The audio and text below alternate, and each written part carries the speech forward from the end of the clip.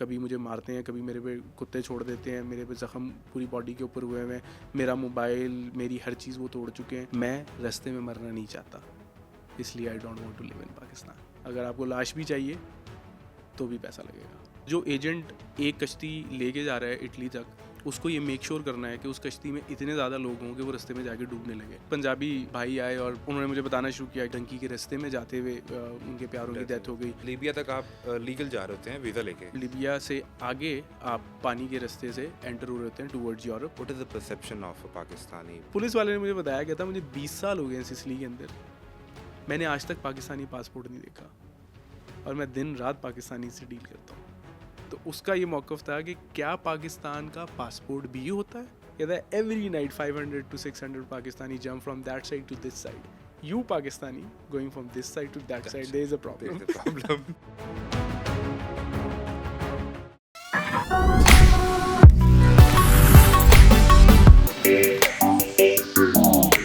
अस्सलाम वालेकुम, आप देख रहे हैं सुनो कास्ट। मैं हूं मोहम्मद आज़म और आज के पॉडकास्ट में हम आपकी मुलाकात करवा रहे हैं एक डॉक्यूमेंट्री फिल्म मेकर। और ख़ास बात यह है कि उन्होंने एक ऐसे टॉपिक का इंतखाब किया, फिर उस पर डॉक्यूमेंट्री बनाई, पाकिस्तान से बाहर सफ़र भी किया, जिस हवाले से हाल ही में डंकी के हवाले से आपने हाल ही में एक बहुत बड़े साने के बारे में भी सुना और इसके नतीजे में सैकड़ों की तादाद में लोग जो अपनी ज़िंदगी से हाथ धो गए। सैयद हसन रज़ा ज़ैदी को ये ख़्याल कैसे आया, कब आया और ये तजुर्बा कैसे रहा, ये हसन रज़ा ज़ैदी से ही जानते हैं। वेलकम टू सुनोज कास्ट। कैसे हैं आप? खैरियत से हैं? मैं बिल्कुल ज़बरदस्त हूँ, thanks for having me. Syed Hasan Raza Zaidi जब बड़े हो रहे थे तो क्या तभी सोच लिया था कि डॉक्यूमेंट्री बनानी है?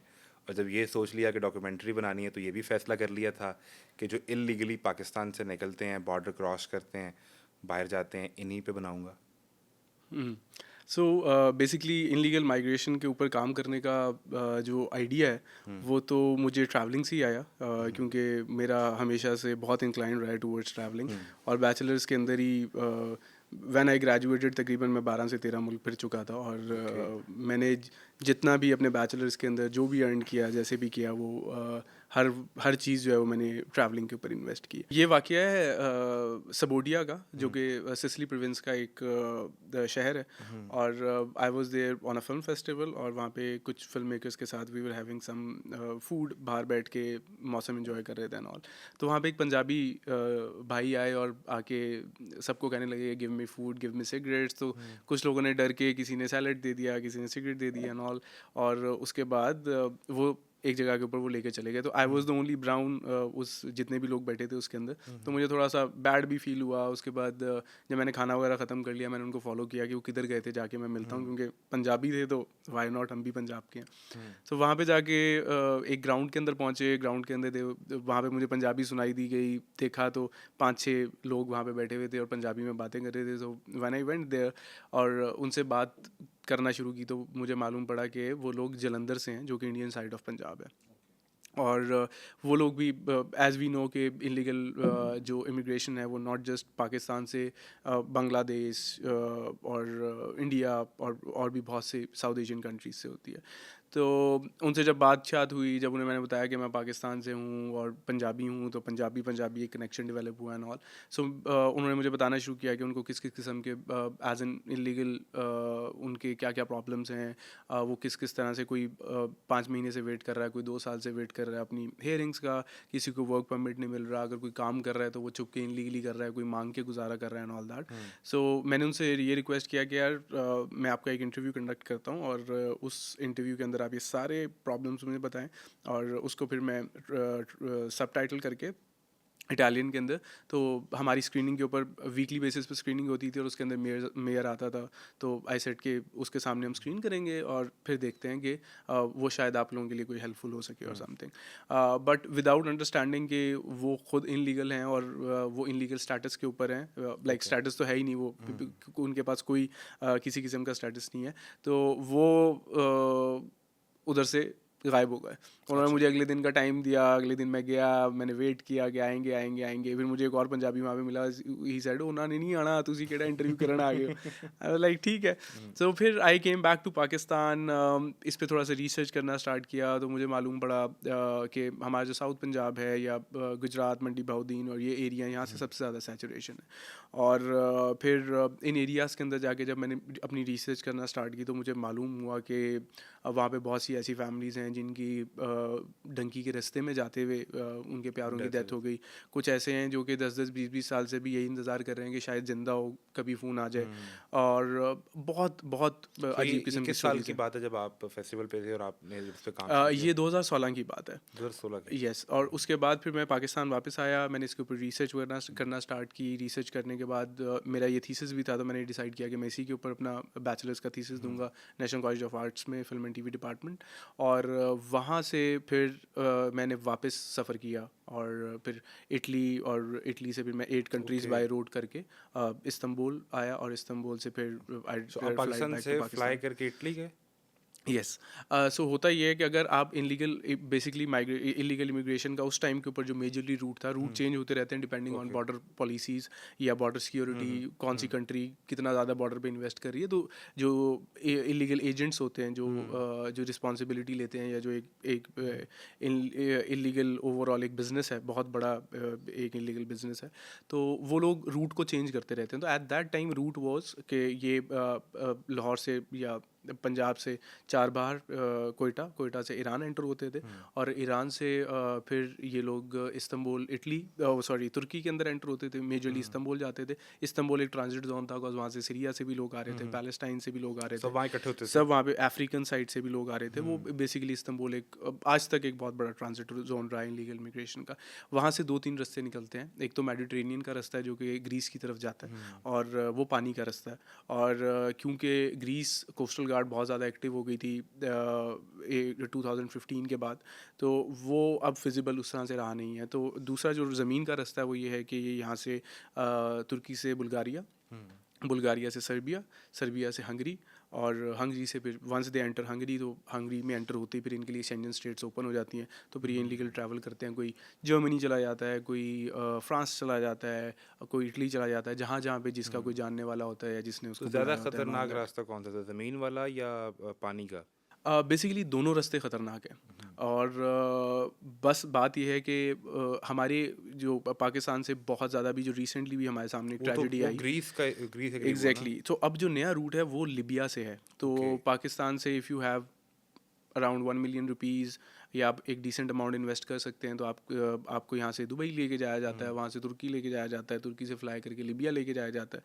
लिबिया में आप जाके अपने पासपोर्ट्स एंड एवरीथिंग आप उसको जलाते हैं, और वहाँ से अपना सफ़र शुरू करते हैं इटली का, पानी के ज़रिए। लीबिया तक आप लीगल जा रहे होते हैं वीज़ा लेके? यस।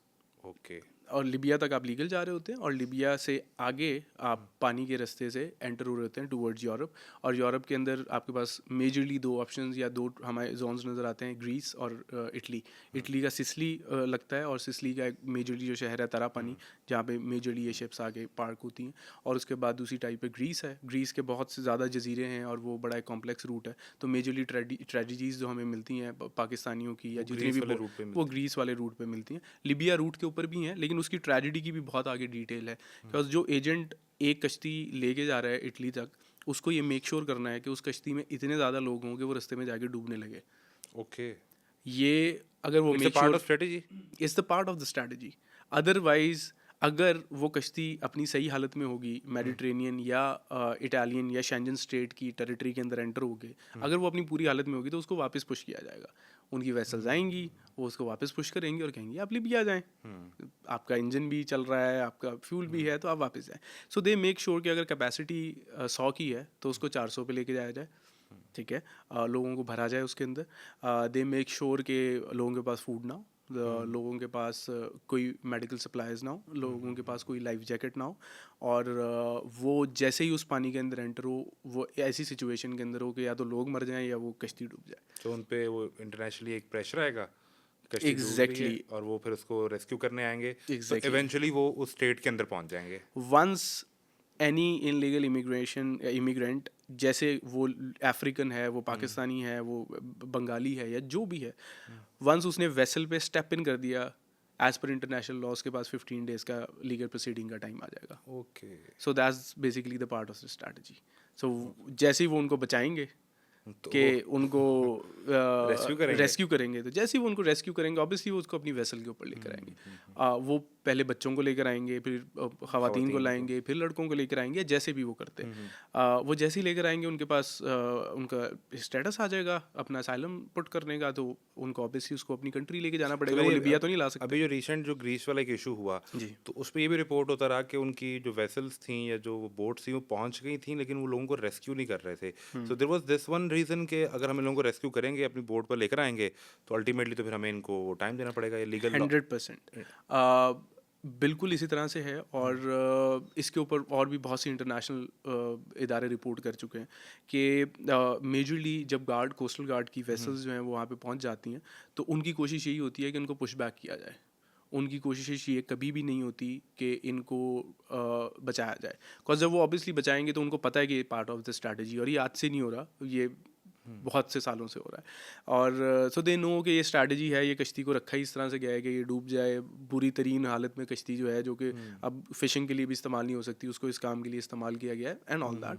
तो ये दे नो दैट, एंड उनकी कोशिश यही होती है कि उसको वापस पुश बैक करके लिबियन वाटर्स के अंदर पुश कर दिया जाए, अदर देन कि उसको आगे इस पे हमने ये तो बात करनी है. एक तो इस पे इंटरनेशनल लॉज क्या हैं, और फिर जिनका हंगरी या ग्रीस या इटली, इनके अपने जो लॉज हैं वो क्या कहते हैं इस वाले से, पाकिस्तानी लॉज, इस पे बात करते हैं. लेकिन उससे पहले मुझे दो चीज़ें जाननी है. आपने कहा कि सिसली में आपको जो लोग मिले वो इंडियन पंजाब से थे, या और हमारे यहाँ हमने एक तो भी रिसेंट एक वाकया भी देखा है जिसमें 400-500 पाकिस्तानी थे, और उनकी ज़्यादा की तादाद पाकिस्तान से थी और पंजाब से. जी. ये गुजरात का इलाका, बहावलपुर, गुजरांवाला, ये इलाका, इसमें बहुत ज़्यादा लोग थे. शेखुपुरा के लोग बहुत ज़्यादा थे उसमें. तो पाकिस्तान के अंदर कौन सी बेल्ट सबसे ज़्यादा जाते हैं लोग, और फिर ओवरऑल पाकिस्तान ज़्यादा जाते हैं, बांग्लादेश से या इंडिया से या और दीगर अफ्रीकन ममालिक से आते हैं? पाकिस्तान का एक तो आप जैसे जानते हैं साउथ पंजाब है हमारा, और वहाँ पे अगर आप तो आप जब हमारा डैम बनने लगा तो डैम के लिए भी बहुत सी फैमिलीज़ को माइग्रेट करवाया गया टू यूके, और मीरपुर की फैमिलीज़ थी, और भी बहुत सी ऐसी स्पेसिफिक फैमिलीज़ थी जिनको वहाँ पे मूव करवाया गया.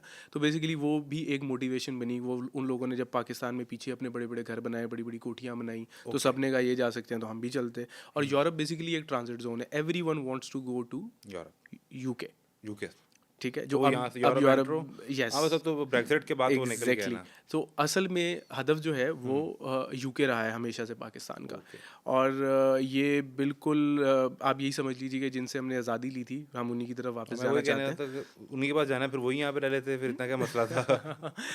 नहीं, वो बिल्कुल इसी तरह से है कि अगर आप किसी बच्चे से उसकी कोई खिलौने की चीज़ छीन लें तो वो उसको पीछे लेने जाता है. तो मुझे तो ये लगता है कि वो ये जितने भी लोग हैं तो वापस ultimately हमें याद आती है. अपनी चीज़ें वापस लेने जा रहे हैं. तो ओवरऑल इन लोगों का हमारा वो एक हीरा भी है ना उनके पास, जी, कोहिनूर. तो हम सारे वो लेने जाते हैं असल में. मे बी कुछ ना कुछ तो लेने जाते ही हैं. लेकिन ये है कि हमारी उन फैमिलीज़ ने पाकिस्तान के अंदर डेवलपमेंट की, बड़ी बड़ी कोठियाँ बनाई. उस इलाके के लोगों की एक मोटिवेशन डेवलप हुई कि यार अगर ये जा सकते हैं हम भी जा सकते हैं. ये कैसे गए, ये लीगली गए, हम इनलीगली चले जाते हैं. और उस टाइम के ऊपर बॉर्डर, ऑब्वियसली बॉर्डर फेंसिंग उस तरह से नहीं थी, बॉर्डर सिक्योरिटीज़ उस तरह से नहीं थी. और यहाँ से यहाँ तक इवन गुजरात के अंदर I was interviewing this person जो कि तकरीबन 20 साल इनलीगली यूके के अंदर रह के आए हैं. और वो एज एन वहाँ पे और जॉब्स करते रहे. तो वो ये बता रहे थे कि मैंने उनसे पूछा आप किस तरह से गए, तो कहते कि मैं बस गांव में दोस्तों के साथ बैठा हुआ था, एक ट्राली जा रही थी और मैंने कहा कि आयु आयु ऐसे लंदन जा रहे हैं. तो कह रहे मैंने भी बैग उठाया, घर से थोड़े से पैसे पकड़े, घर वाले ने कहा मैं लंदन जा रहे हैं, और मैं उस ट्रॉली में बैठ गया. तो बैक इन 1980s वो इस तरह गए. और अभी ये जब ये इंसिडेंट हुआ अभी ग्रीस वाला, जी. तो आई मेट समवन, वो 2 भाई हैं, और बड़ा भाई 3 दफ़ा कोशिश कर चुका है, और छोटा भाई जो है वो 2 दफ़ा कोशिश कर चुका है. एंड ही सेड कि हम क्वेटा घूमने गए हुए थे, सैर करने, and someone contacted are there, किसी ने कहा कि अच्छा तुम लोगों ने जाना है यूरोप, और घर भी नहीं बताया, बस हम उसकी बस पे बैठे और हम निकल गए. जी. हम लाइक यार ये कहाँ होता है. होता है. ऐसा होता है. अगर आप देखें जो जैसे आपने भी बात की ना कि कौन सी बेल्ट है पाकिस्तान के अंदर जहाँ से ज़्यादा लोग जाते हैं, वो बेल्ट्स हैं जहाँ जहाँ पे हमने इंफ्रास्ट्रक्चर डेवलप नहीं किया. वो बेल्ट्स हैं जहाँ पे हमने हॉस्पिटल्स नहीं दिए, वो बेल्ट्स हैं जहाँ पे हमने एजुकेशन इंस्टीट्यूशंस नहीं दिए, यूनिवर्सिटीज़ नहीं दी, बेसिक हेल्थ राइट्स नहीं दिए, रोड्स नहीं दी, बेसिक इंफ्रास्ट्रक्चर नहीं दिया।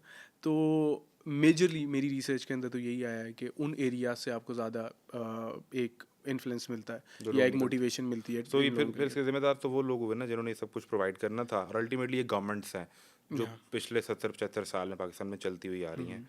कि पंजाब के अंदर भी अब देखें, सेंट्रल पंजाब को आपने इतना डेवलप कर दिया है कि साउथ पंजाब का कोई शख्स यहाँ पर आए तो वो देखता है यार ये तो मेरा पंजाब नहीं है। एंड नाउ इवन तो हम इस हालत में है कि अगर अंदरून सिंध से या इवन कराची से कोई बंदा लाहौर आता है जी, तो वो भी ये कहता है यार वो और दुनिया, ये और दुनिया है। बिल्कुल। सो यहाँ पे इक्वल डिस्ट्रीब्यूशन ऑफ वेल्थ या अपॉर्चुनिटी नहीं है जी, जिसकी वजह से होता है। बिल्कुल इसी तरह से है। और जब आप एक ही स्पेसिफिक कॉज, अब I remember one of my research interview, और मैंने उनसे पूछा कि यार आप क्यों बाहर जाना चाहते हैं, क्या ऐसा हो गया कि आप मतलब कि सब कुछ, and that boy was so confident and so clear on that कि मुझे नहीं रहना पाकिस्तान में। तो मैं ज़रा उनसे डिटेल पूछना शुरू की कि क्या मसला है, क्या प्रॉब्लम है। तो उन्होंने जब एक जो है ना वो मुझे सारा एक जुमला जिसके अंदर उनकी सारी मोटिवेशन क्लियर हुई, सेट के मेरा बाप बीमार हुआ, मैं डॉक्टर के पास ले गया, डॉक्टर ने कहा लाहौर ले जाओ। मैंने एम्बुलेंस करवाई, मैं लाहौर लेके जा रहा था, रास्ते में मर गया। मेरी माँ बीमार हुई, डॉक्टर के पास लेके गया, उन्होंने कहा सीरियस कंडीशन है, लाहौर ले जाए। मैं लाहौर लेके जा रहा था, रास्ते में डेथ हो गई क्योंकि रोड टूटी हुई थी। मैं रास्ते में मरना नहीं चाहता, इसलिए I don't want to live in Pakistan. So he decided कि मैं एटलीस्ट यूरोप जाते हुए उस रास्ते में मर जाऊँ, मुझे इस रास्ते में नहीं मरना जहाँ मेरा बाप और मेरी माँ मर गए। एग्जैक्टली। सो इस everything comes down to the basic needs जो उनका राइट था।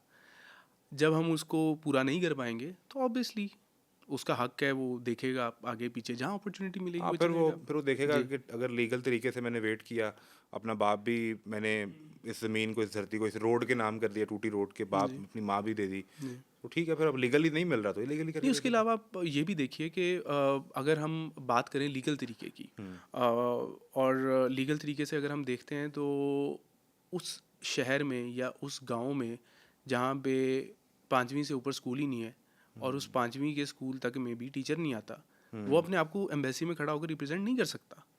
That's very clear. वो पासपोर्ट तो बनवा सकता है लेकिन वो एम्बेसी में जाके वो तो अपनी एप्लीकेशन नहीं पुट कर सकता क्योंकि उसके पास तो एजुकेशन का राइट ही नहीं है। और अगर वो नहीं कर सकता तो फिर वो क्या करेगा? ना वो अंग्रेज़ी बोल सकता है, ना वो एम्बेसी में जाके अपने आप को प्रेजेंट कर सकता है, ना वो ये बता सकता है जी मैं स्पेशलिस्ट हूँ, मैंने एग्रीकल्चर के अंदर डिग्री ली है। उसके पास तो डिग्री के लिए यूनिवर्सिटी नहीं है। और आप मुझे ये बताएं कि पाकिस्तान के अंदर ही, या इवन चलें पाकिस्तान तो एक बहुत बड़ा सैम्पल है, हम लाहौर की बात कर लें या सॉरी पंजाब की बात कर लें, तो पंजाब से कितनी फैमिलीज़ हैं जो कि अफोर्ड करती हैं कि उनके बच्चे लाहौर आगे पढ़ें और लाहौर आगे प्राइवेट इंस्टीट्यूशंस में पढ़ें और उनकी फीसेस वो अफोर्ड करें। कितनी फैमिलीज होंगी? 2%, 3%, 100% में से। और वो भी वो लोग होंगे जो बड़े वेल ऑफ होंगे, कुछ ज़मीनें होंगी, कोई ज़मींदारा होगा, कोई ऐसा मामला होगा। और वो भी जिनकी ज़मीनें और ज़मींदारा है वो भी बड़ी मुश्किल से ये काम करते हैं कि अपने बच्चों को यहाँ पे भेज के, एक लाहौर का एक एक्सपेंस है और वो यूनिवर्सिटीज़ में पढ़ाते हैं लाइफस्टाइल में रहना ना फिर जी। और हमारे पास यूनिवर्सिटीज़ इतनी लिमिटेड हैं कि ऑब्वियसली मेरिट्स इतने हाई हैं, उसके बाद उसके पास बच्चे का प्राइवेट इंस्टीट्यूशन। वो जो एक डिस्कशन है कि यूनिवर्सिटी जो प्रोड्यूस कर रही है, इवन दो यूनिवर्सिटी के ग्रेजुएट भी जाके एम्बेसी में इंटरव्यू नहीं दे सकते। ये एक अलग डिबेट है, ये टोटली एक अलग डिबेट है। ये बिल्कुल एक अलग डिबेट कि है उन यूनिवर्सिटी हमारे जो पब्लिक सेक्टर की यूनिवर्सिटीज हैं वो भी और प्राइवेट सेक्टर की भी, हमारी जो एंड प्रोडक्ट है, आई एम सॉरी टू से, वो इतनी बुरी है कि हम कहीं भी दुनिया में प्रेजेंट नहीं कर सकते उसको। देखिए उसके अंदर और भी बहुत सी चीज़ें, आप एजुकेशन सिस्टम के ऊपर जब हम बात करते हैं तो education sector as per government laws वो एक प्रॉफिट सीकिंग एंटिटी नहीं होता जी, लेकिन हमारे यहाँ सबसे बड़ा कारोबारी है। हेल्थ एंड एजुकेशन जो है वो प्रॉफिट सीकिंग नहीं होते, प्रॉफिट सीकिंग बिजनेसेस नहीं होते, वो ट्रस्ट होता है। तो जब हम उसको ऑब्वियसली बिजनेस बना देंगे तो फिर उसकी क्वालिटी आप इंश्योर नहीं कर सकते। द डे अर्लियर आप जहाँ बैठे हैं, यहाँ पे एक शख्स बैठे हुए थे, ही वाज डिफेंडिंग इट कि ये तो बहुत अच्छा कारोबार है, and I was like you are good with it कि इसमें फ्लॉज नहीं है, इनिशिएट कि ये टोटली निज़ाम बिल्कुल ठीक चल रहा है। देखिए बिल्कुल कारोबार के हवाले से अगर आप देखें तो बिल्कुल ठीक अच्छा ना, कारोबार है, मैंने उनसे बहुत कहा कि अच्छा जल्दी कारोबार है, everyone is making good money out book of it. करें। हाँ, लेकिन इसके आई थिंक इसके ऊपर बहुत ज़्यादा बात हो सकती है, इसके ऊपर हम एक हो सकती सेपरेट है। पॉडकास्ट कर हाँ, सकते वो हैं, अपने टॉपिक से हट लेकिन जाएँगे। आप मुझे ये वो है बताएँ कि ऐसे ही। चलें पाकिस्तान के मसाइल में डिस्कस कर लिए, अब जो इंटरनेशनल लॉज़ हैं वो तो कोई भी मेरा ख़्याल है किसी भी कंट्री का लॉ इस तरह इल्लीगल इमिग्रेंट को इस तरह सपोर्ट नहीं करता होगा कि वो आएँ बॉर्डर से क्रॉस करें विदाउट पासपोर्ट और विदाउट वीज़ा वो आ जाएँ। लेकिन जिन कंट्रीज़ में आपने टाइम गुज़ारा, इटली में थे आप, फिर जो ट्रैवल करते रहे, तो किन-किन कंट्रीज़ में ट्रैवल किया और वहाँ के लॉज़ क्या कहते हैं? या वो किस तरह ट्रीट करते हैं इन्हें? देखिए, फ़र्स्ट ऑफ़ ऑल लॉस की बात करते हुए मैं बहुत मोहतात होकर बात करूँगा कि ऑब्वियसली मैं कोई एक लीगल कोई एक्सपर्ट तो एक्सपर्ट तो नहीं हूँ कि मैं बहुत ज़्यादा डिटेल में बताऊँ, लेकिन जो रिसर्च में मेरे सामने कुछ चीज़ें आई हैं वो मैं आपके सामने रख सकता हूँ। लेकिन हो सकता है कि बाय द टाइम उनके अंदर भी कुछ चेंजेस चेंजेस आ पॉलिसी चुके हैं। पॉलिसी मेकिंग हो रही होती है, ख़ासतौर पे यूरोप में तो माइग्रेशन के हवाले से अब आप समझ लीजिए कि मंथली बेसिस पे पॉलिसी मेकिंग हो रही होती है। तो ऐसा भी हो सकता है कि जिन लॉस के बारे में मैं बात कर रहा हूँ वो आउटडेट हो चुके हैं उसकी, बिकॉज ये एक बहुत कॉम्प्लेक्स टॉपिक है। दूसरी चीज़ ये है कि जहाँ तक आपने मेरे सफ़र के बारे में पूछा, तो मैंने बेसिकली इस डॉक्यूमेंट्री को बनाने के लिए, जो डंकी फॉलोइंग यूरोपियन ड्रीम है, और उसको बनाने के लिए मैंने इटली से अपना सफ़र स्टार्ट किया था। और इटली के अंदर मेजरली मैंने सिसिली का एरिया कवर किया। जैसे मैंने आपको बताया कि सिसिली के अंदर सबसे ज़्यादा इन्फ्लक्स है इलीगल माइग्रेंट्स का, सबसे ज़्यादा इलीगल माइग्रेंट्स आपको सिसिली के अंदर मिलते हैं।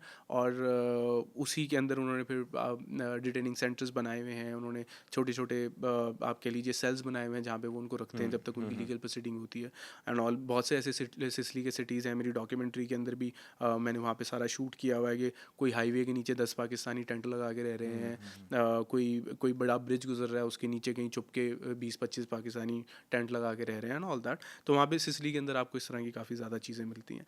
और उसके बाद मैंने सिसली के अंदर अपना मेजरली पार्ट जो है वो डॉक्यूमेंट्री का कवर करने के बाद मैंने स्लोवेनिया में बाय रोड एंटर हुआ था, और स्लोवेनिया से फिर मैं ऑस्ट्रिया वियना एंटर हुआ था, और वियना से फिर मैं हंगरी, जो कि हंगरी बुडापेस्ट जो उसका मेन सिटी है, तो मैंने हंगरी के अंदर काफ़ी टाइम गुजारा। फिर वहाँ से मैंने शेंजन स्टेट्स को खाराबाद कह के सर्बिया के अंदर एंटर हुआ। तो वो भी मैं ऑन ट्रेन एंटर हुआ।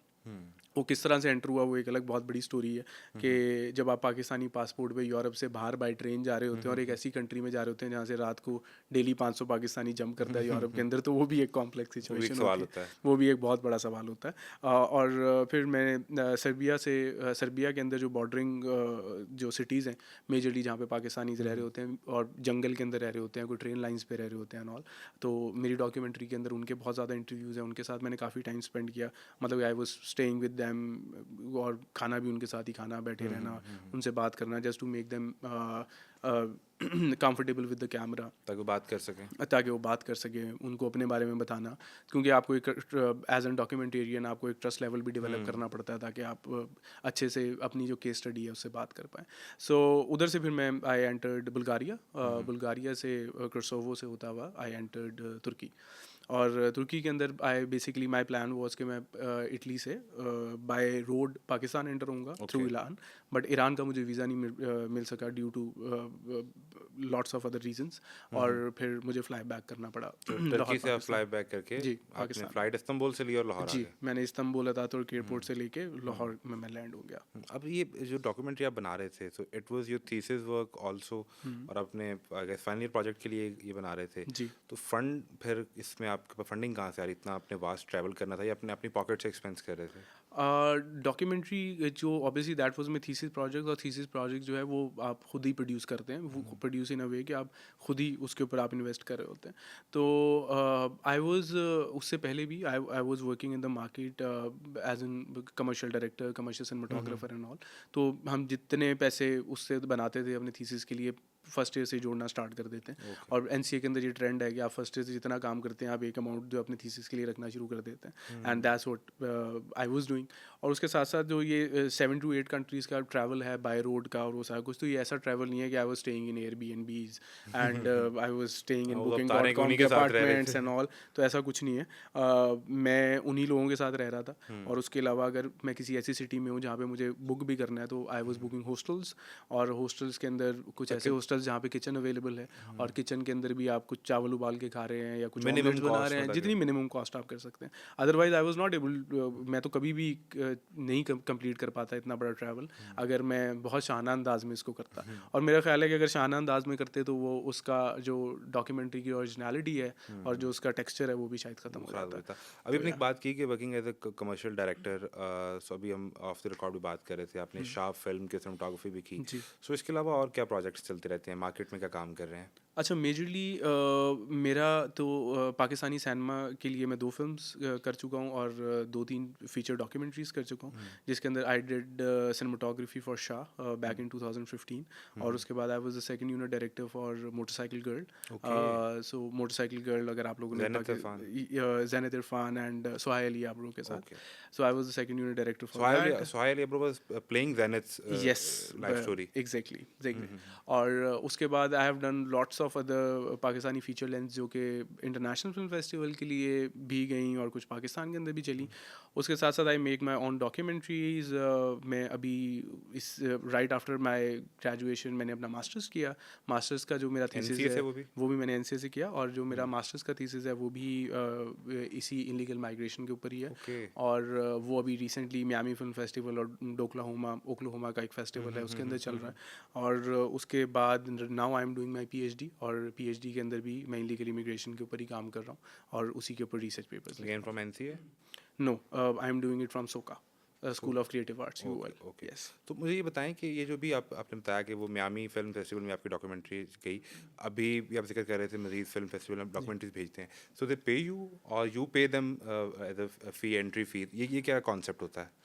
बेसिकली जो फिल्म फेस्टिवल्स होते हैं ऑल ओवर दी वर्ल्ड, वो आप कह लीजिए कि फिल्म मेकर्स की गैदरिंग्स होती हैं, जिसके अंदर हर फिल्म मेकर वो हर फिल्म फेस्टिवल की कुछ नीश होती है। जैसे कोई एक इटली का एक फ़िल्म फेस्टिवल है जो कि इस दफ़ा माइग्रेशन पे बात करना चाहता है, या यूएस का एक फ़िल्म फेस्टिवल है जो कि इस दफ़ा क्लाइमेट चेंज पे बात करना चाहता है एंड ऑल दैट। तो उससे अराउंड पूरी दुनिया के अंदर जितने फिल्म मेकर्स उस टॉपिक के ऊपर काम कर रहे होते हैं उनसे फिल्म्स जो हैं वो एक्वायर की जाती हैं और वहाँ पे स्क्रीन किया जाता है टू यूएस ऑडियंस या जो भी वहाँ के नेशनल्स होते हैं, और ऑब्वियसली इंटरनेशनल ऑडियंस भी होती है। तो मैंने इनिशियली जो पहली दफ़ा जब अपनी डॉक्यूमेंट्री भेजी थी that was Seattle Washington US, and अल्हम्दुलिल्लाह हमने 14 साल के पीरियड के अंदर जब से वो फेस्टिवल चल रहा है, that was the first Pakistani documentary जिसने वहाँ पे बेस्ट डॉक्यूमेंट्री विन किया था सियाटल के अंदर, and I was there as well. तो जब आप वहाँ पे विन करते हो तो ऑब्वियसली उसकी एक विनिंग अमाउंट होती है जो कि एक अच्छी अमाउंट होती है, जो कि एक फिल्म मेकर के लिए बहुत ज़बरदस्त किस्म का एक आप कह लीजिए कि एक बूस्ट भी होता है, मोटिवेशन भी होती सो है वो अगली फिल्म बनाने के लिए। इट्स मोर देन जितने पे एक्सपेंस आया होता है उसको बनाने में, उससे काफ़ी ज़्यादा, उससे Okay. काफ़ी ज़्यादा। So तो फिर आपको अगर लगता है आप विन और करते हैं बनाएं। तो अगर आप विन करते हैं तो फिर आपके ट्रैवल एक्सपेंसेस से लेके आपकी जो सबमिशन फीस है एंड एवरीथिंग इस ऑल कवर्ड। सब बच जाता है, फिर घर वाले ये भी नहीं कहते यार क्या कर रहे हो यार ओह नॉट ये एट पैसे ऑल, हैं। Not at all, not at all. अच्छा, ये जो अब जिस तरह आपने आपका ग्रेजुएशन का भी ये था टॉपिक, इलीगल माइग्रेशन, फिर एमफिल का भी है, नाउ पीएचडी, सो कोई एक आपने बहुत से लोगों को इंटरव्यूज़ भी किया, कोई एक ऐसा वाकया या कहानी जिसको आपने सुना और एक दफ़ा आप भी हो कि यार okay this is also happening in this world, जहाँ पे अल्लाह ताला ने हमें वसाइल दिए हैं, हम अच्छी जगह पढ़ते हैं या काम करते हैं और वहीं पर उसी दुनिया में हमारे साथ ही शायद ये भी हो रहा है? अगर सच पूछिए तो जब मैं डंकी बनाने निकला था तो I was not this Hasan Zaidi, okay. I was someone else. और जब ये 3 महीने 8 कंट्रीज़ बाय रोड करके इन लोगों के साथ रह के इन लोगों के साथ खा के इनकी प्रॉब्लम सुन के उनको ऑन कैमरा रिकॉर्ड करके जब मैं पाकिस्तान वापस आया था, I was a different person.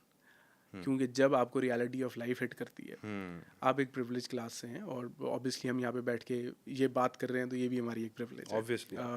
और जिन इंस्टीट्यूशंस में हैं वो भी हमारी एक प्रिविलेज है, जिन लोगों के साथ हम मूव अराउंड करते हैं वो भी एक प्रिविलेज है। तो हम अपनी प्रिविलेजेस के अंदर इतना ज़्यादा आप कह लीजिए कि मैं तो कहता हूँ पैम्पर हुए हुए होते हैं कि और हमें रियलिटी, फिर भी शिकायत कर रहे हाँ थे? शिकायत तो हम कर ही रहे होते हैं, वो तो शायद हर इंसान का वो एक रहा है, लेकिन उसके साथ साथ हम रियलिटी से बहुत दूर हो जाते हैं। और जब आप इन लोगों के दरमियान में बैठ के इनकी रियलिटीज़ को सुनते हैं और समझने की कोशिश करते हैं उनके लेवल के ऊपर जाके, तो आप के लिए ये एक बहुत बड़ा शॉक होता है, ख़ास तौर पे हमारे जैसे प्रिविलेज क्लास लोगों के लिए।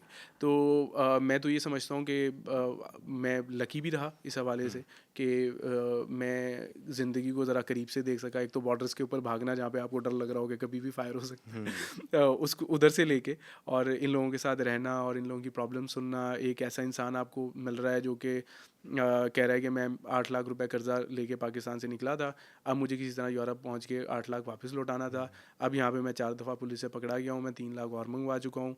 लोग पीछे घर के अंदर चक्कर लगा रहे हैं कि जिनसे पैसा उधार लिया था, क्योंकि एजेंट ने कहा था कि महीने में आप यूरोप पहुँच जाओगे। मैं अभी सर्बिया के अंदर फंसा हुआ हूँ क्योंकि जर्मन फंडिंग से हंगरी ने फेंस कर दिया है। फेंस से टपता हूँ, 14 दफ़ा जा चुका हूँ। कभी मुझे मारते हैं, कभी मेरे पे कुत्ते छोड़ देते हैं, मेरे पे ज़ख्म पूरी बॉडी के ऊपर हुए हैं, मेरा मोबाइल, मेरी हर चीज़ वो तोड़ चुके हैं, और मुझे किसी तरह यूरोप पहुँचाते ताकि मैं अपने पैसे वापस कर दूँ, वरना वो मेरे घर वालों को नहीं छोड़ेंगे। तो एक ऐसे विशेष साइकिल में फंस चुका है एग्जैक्टली कि अब वो वापस भी नहीं जा सकता, और 100%। उसको वो पैसे भी वापस करने जो उसने उधार लिए हुए हैं। एग्जैक्टली और डंकी का मेरी फिल्म के अंदर एक डायलॉग है जो कि बड़ा हैवी है वो, और वो बिल्कुल 100% वो फैक्ट के ऊपर बेस करता है कि अगर इस सारी जिद्दोजहद में आपकी मौत हो जाती है, जो कि बहुत से लोगों की होती है, अगर आपकी मौत हो जाती है तो आपको वापस भेजने के लिए भी उतने ही पैसे लगते हैं लाश को, क्योंकि उसकी कोई लीगल डॉक्यूमेंटेशन नहीं है।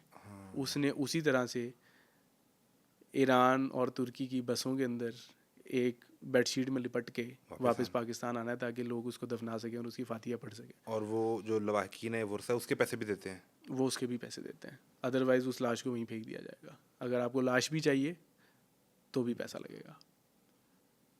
तो उनके लिए मरना भी आसान नहीं है।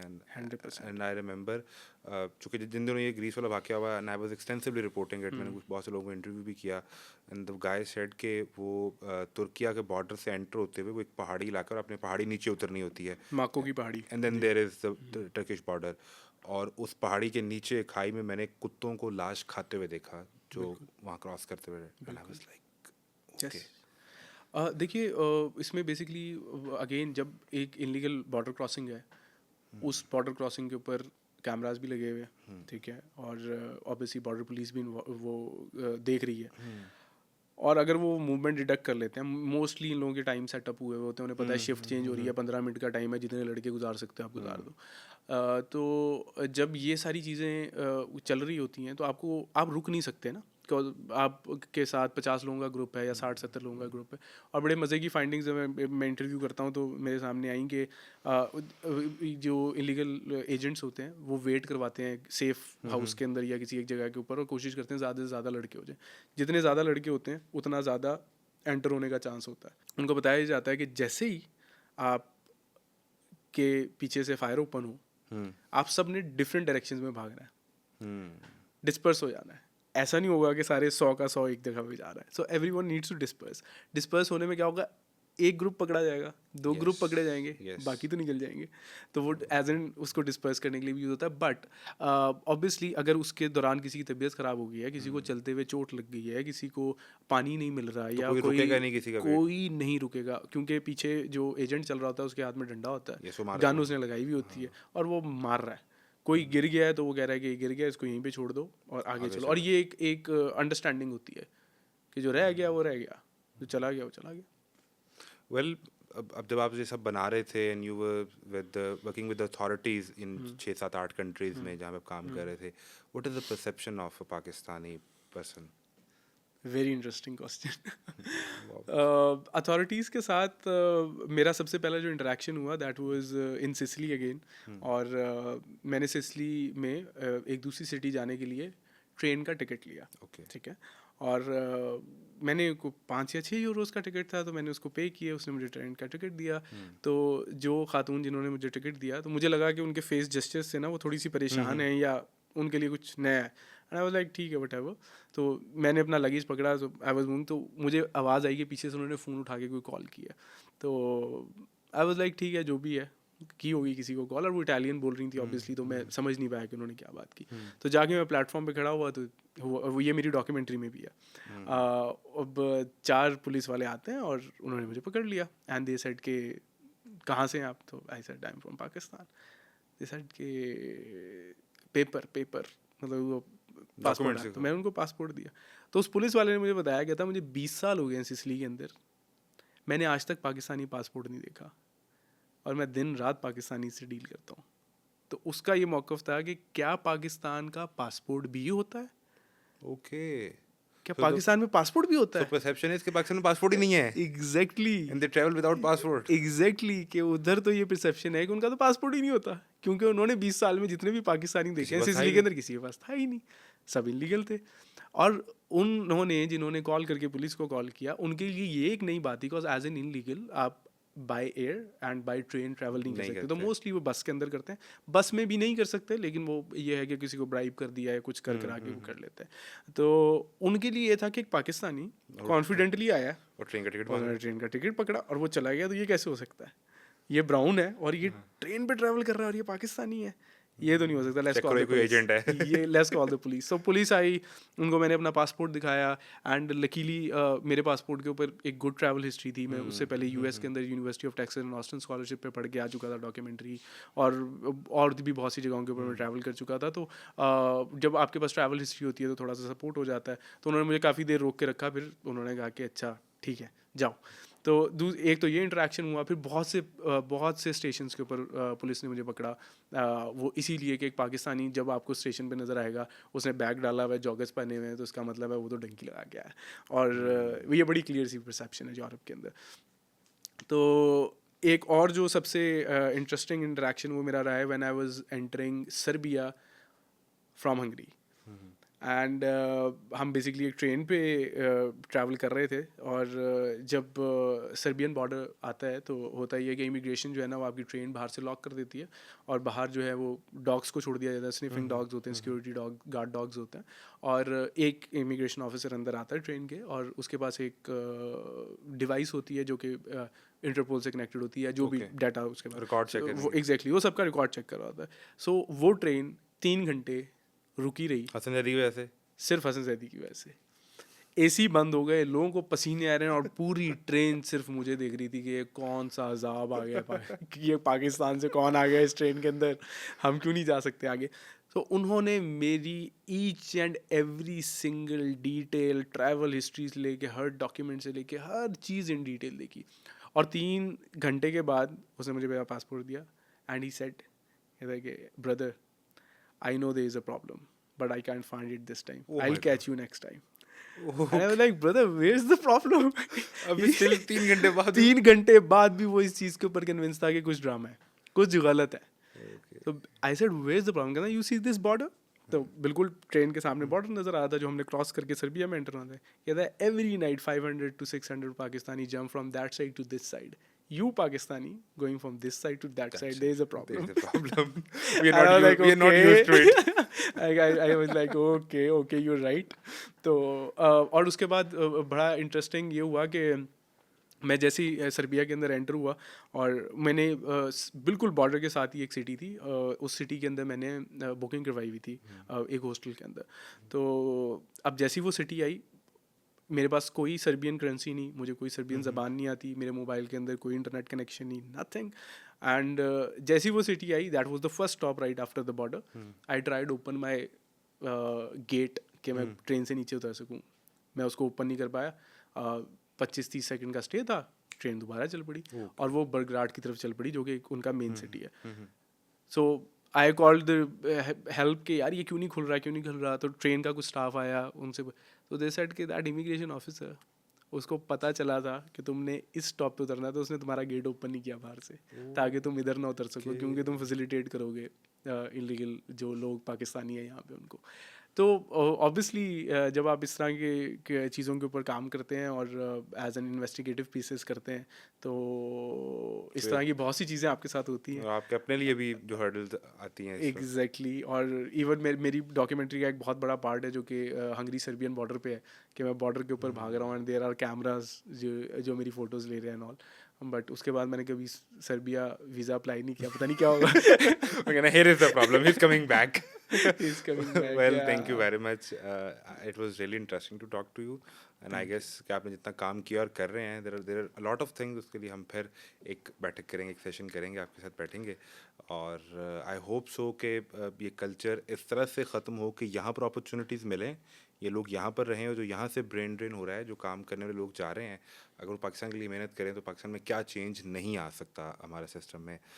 Thank you very much Syed thank you sir. For having मी, आपका बहुत बहुत शुक्रिया। Thank you. हमारे साथ हसन रज़ा ज़ैदी मौजूद थे। आपने इनकी ज़बानी वो कहानी सुनी जो पंजाब से शायद रोज़ाना इनके, जैसा वो कह रहे हैं कि 500 लोग एक बॉर्डर क्रॉस करते हैं, तो हर रात शायद करते हों।